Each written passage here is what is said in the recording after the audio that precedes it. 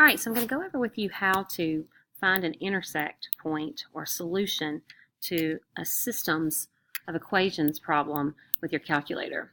So the first thing you want to do is go to your y equals on your calculator. Make sure it's cleared out. Remember, second plus 712 will clear out your RAMs if anything's in there crazy. Make sure it's cleared out.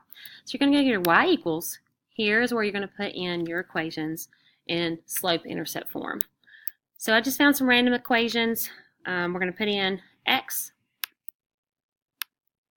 plus 3, and we'll do a negative. Remember, you always use the negative button. Negative 3x minus 1. We're talking about minus 1. We can use the subtraction key. Now, if you want to see what they look like, you can go ahead and hit graph. It's not necessary, but it kind of gives you an idea of where your point should be. So we can kind of see that it's going to be a negative x value and a positive y value.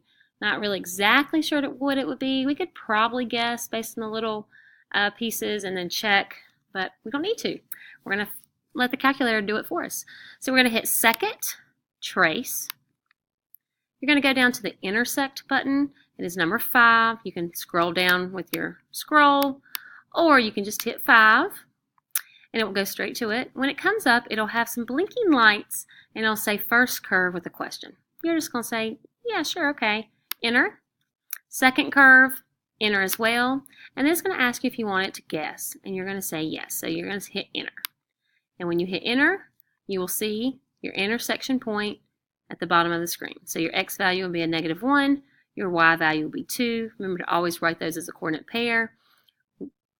Parentheses, negative 1, comma, 2, close your parentheses. Check and make sure they work into your originals. If they do, then you know you're finished, and you move on to the next. Thanks!